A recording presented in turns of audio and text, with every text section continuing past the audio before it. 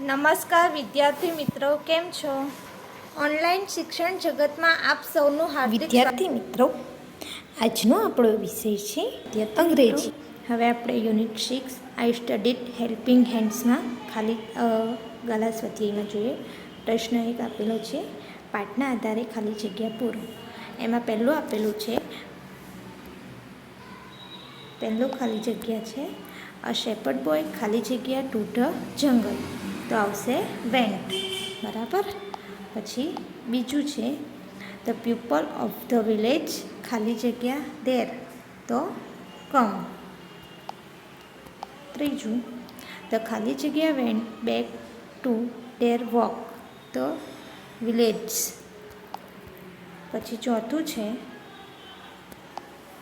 But the ખાલી જગ્યા cry વુલફ વુલફ, તો શેપર્ડ બોય. પાંચમું હી ખાલી જગ્યા it was a great joke, throw. છઠ્ઠું but the village did not ખાલી જગ્યા કમ. સાતમું હી ખાલી જગ્યા ધ વિલેજ રિક્વેસ્ટેડ. આઠમું ધ બોય ખાલી જગ્યા he said lots.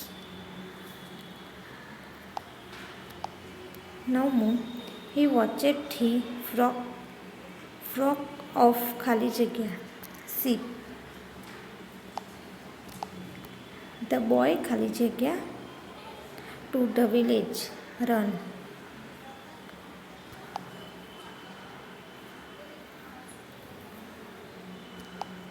11મું he was ખાલી જગ્યા ઇન આફ્ટરનૂન બર્ડ. 12મું સમ ખાલી જગ્યા really come વુલેસ.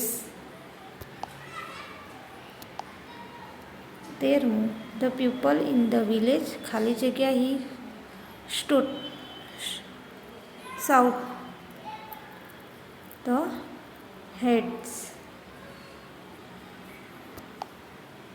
14મું the shepherd boy ખાલી જગ્યા લાફિંગ. હવે અહીંયા આપેલું છે રામુ ઇઝ સ્પીકિંગ મેંગોઝ. બોલતી વેળાએ જે ક્રિયા ચાલુ છે અથવા જે ક્રિયા થઈ રહી છે તે દર્શાવવા માટે ચાલુ વર્તમાનની વાક્ય રચના તમે શીખી ગયા છો. વાક્ય રચના એમ, ઇઝ, આર વત્તા એક્ટિંગ વર્ડ્સ આઈએનજી વત્તા વર્ડ. ઇઝ વત્તા picking, Ramu is speaking mangoes. અહીંયા આપણને એક્ઝામ્પલ આપેલું છે, આઈ એમ ઇટિંગ એન એપલ. હું સફરજન ખાઈ રહ્યો છું. બીજું છે યુ આર ડ્રિંકિંગ ટી. તું ચા પી રહી છે કે ચા પી રહ્યો છે. ત્રીજું છે Ramu is making a kite, એટલે રામુ પતંગ બનાવી રહ્યો છે. પછી ચોથું છે શોભા ઇઝ કુકિંગ. શોભા રસોઈ કરી રહી છે. પાંચમું the cat is sleeping on the bed. બિલાડી પલંગ પર સૂતેલી છે. છઠ્ઠું the boys are playing football. છોકરો ફૂટબોલ રમી રહ્યો છે. હવે અહીંયા આપણને એક્ટિંગ વર્ડ્સ આઈએનજી લગાડવાના છે, તો આપણે જોઈએ. આ શબ્દ તમારે નોટમાં લખવાના છે. જોઈએ, આ શબ્દના અંતે આઈએનજી મૂકવામાં આવે તો કયા કયા શબ્દો? પહેલું છે સ્ટેન્ડ, એટલે ઊભા રહેવું, તો સ્ટેન્ડનું શું થઈ જાય? આઈએનજી મૂકશું છેલ્લે, તો સ્ટેન્ડિંગ. પછી બીજું વોક, એટલે ચાલવું, તો વોકિંગ. ત્રીજું જમ્પ, એટલે કૂદવું, જમ્પિંગ. પછી ચોથું થ્રો એટલે ફેંકવું, થ્રોઈંગ. પાંચમું કેચ એટલે પકડવું, તો એનું થશે કેચિંગ. છઠ્ઠું રીડ એટલે વાંચવું, તો એનું થશે રીડિંગ. સાતમું ફ્લાય એટલે ઉડવું, એનું થશે ફ્લાઇંગ. પછી છે આ શબ્દના અંતે આવતા મૂળાક્ષરોને બેવડાવી આઈએનજી મૂકવામાં આવે છે. હવે જ્યારે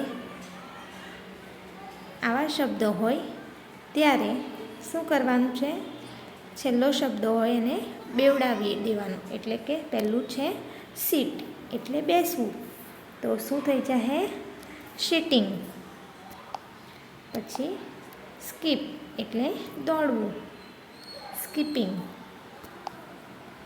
ત્રીજું હોપ એક પગે કૂદવું એટલે હોપિંગ.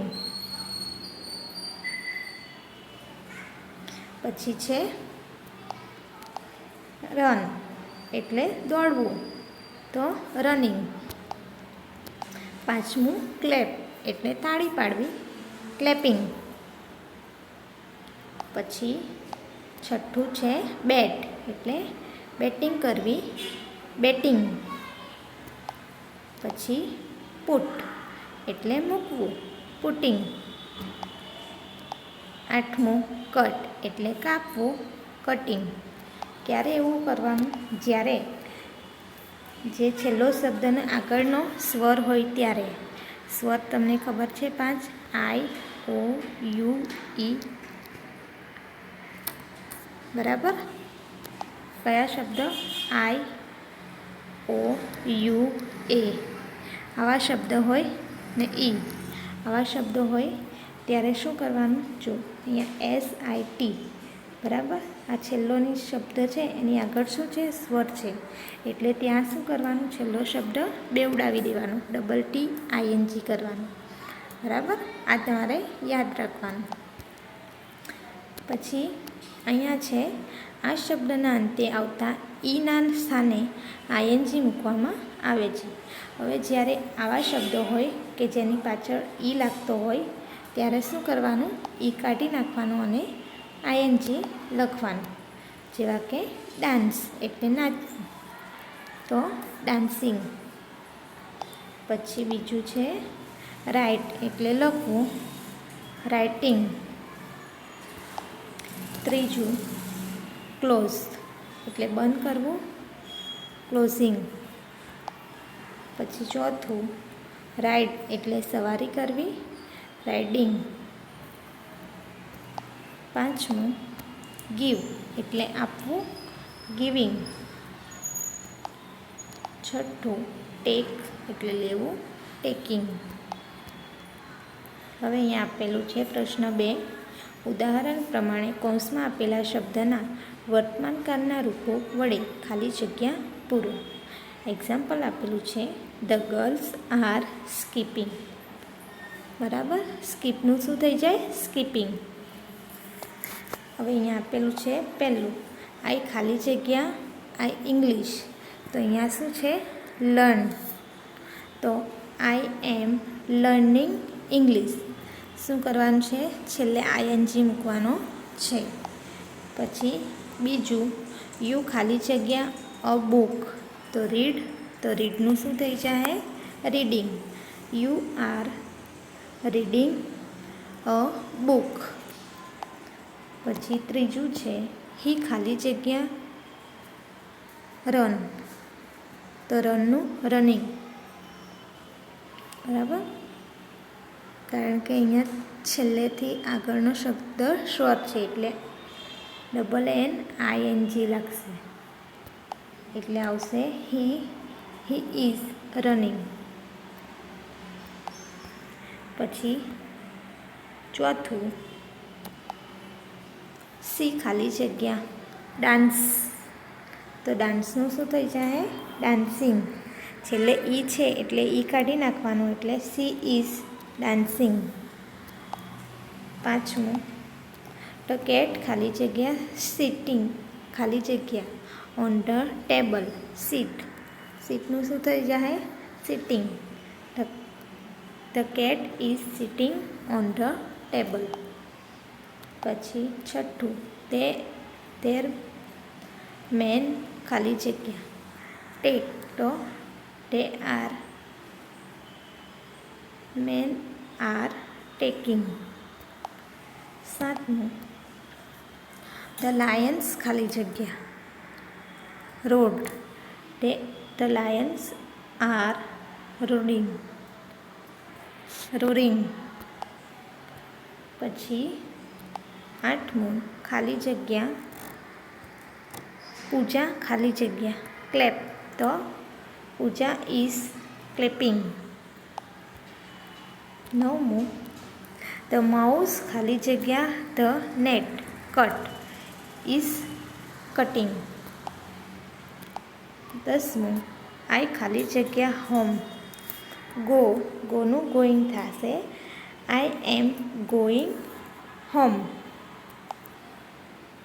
11મું, દેવ ખાલી જગ્યા અ કાઇટ ફ્લાય. તો ફ્લાયનું શું થઈ જશે? Flying. Dev is flying a kite. 12મું, યુ ખાલી જગ્યા બલૂન્સ સીલ. તો યુ આર સ્લિંગ બલૂન્સ. 13મું, ધ ચિલ્ડ્રન્સ ખાલી જગ્યા રાઇટ.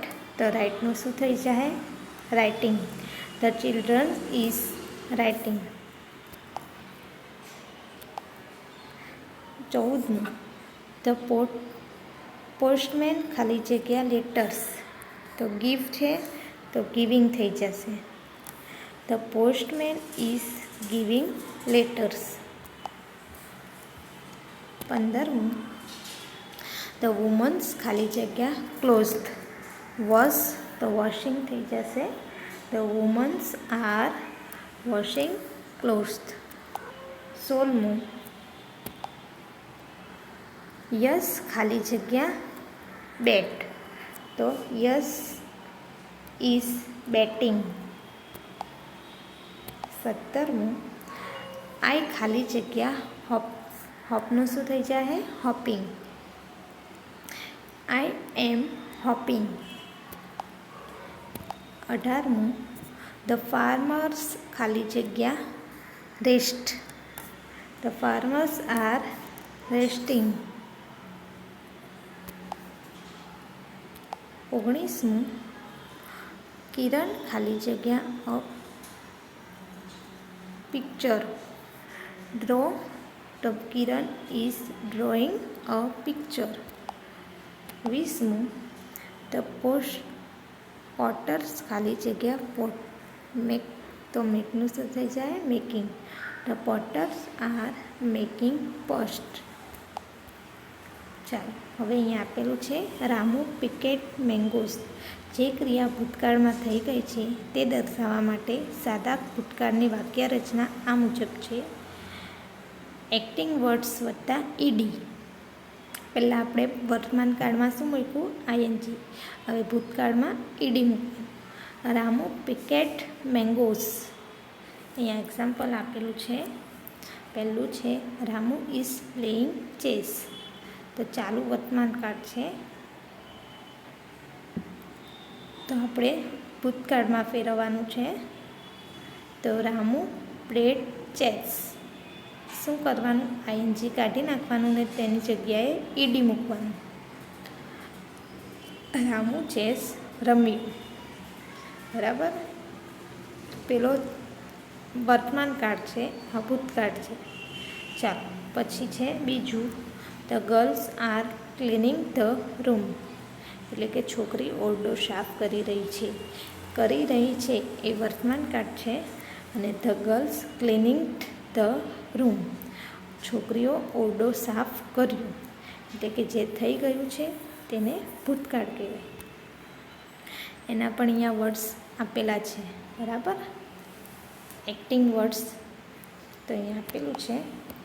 આ શબ્દના અંતે ઈડી કે ડી મૂકવામાં આવે છે.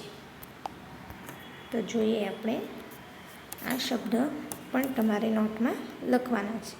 પહેલું છે વોક એટલે ચાલવું, તો છેલ્લે શું મૂકવાનું? ઈડી. વોકડ એટલે ચાલ્યું.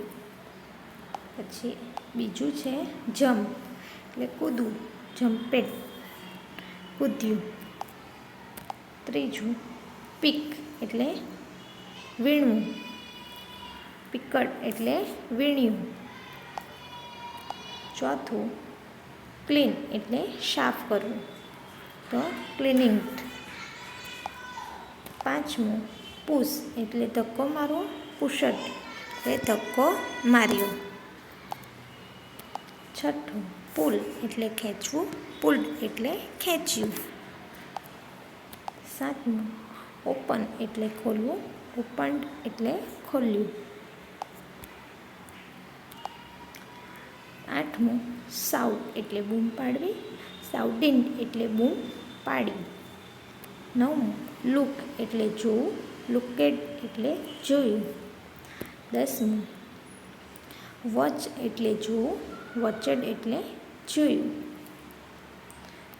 પછી 11મું ક્લોઝ એટલે બંધ કરવું, ક્લોઝડ એટલે બંધ કર્યું. 12મું ડાન્સ એટલે નાચવું, ડાન્સડ એટલે નાચ્યું. 13મું લવ એટલે ચાહવું, લવર્સ એટલે ચાહ્યું. 14મું લાઈક એટલે ગમવું, લાઈકડ એટલે ગમ્યું.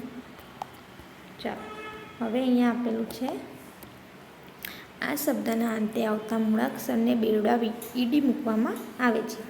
ક્યારે? જ્યારે આઈ, ઓ, યુ, ઈ ને એ હોય ત્યારે. 1, 2, 3, 4 ને 5 આ 5 સ્વર હોય ત્યારે શું કરવાનું? જે શબ્દ હોય તેને બેવડાવીને ઈડી મૂકવાનો છે. ચાલો, અહીંયા આપેલું છે શોપ. શોપની પીની આગળ સ્વર છે એટલે ડબલ પી થઈ જાય અને ઈડી મૂકવાનું, શોપડ. પછી બીજું હોપ એટલે એક પગે કૂદવું, હોપડ એટલે એક પગે કૂદ્યું. ત્રીજું સ્કીપ એટલે દોડતું કૂદવું, સ્કીપિડ એટલે દોડતું કૂદ્યું. ચોથું બેટ એટલે બેટિંગ કરવી, બેટેડ એટલે બેટિંગ કરવી. પાંચમું ક્લેપ એટલે તાળી પાડવી, ક્લેપડ એટલે તાળી પાડી. ચાલો, હવે અહીંયા આપેલું છે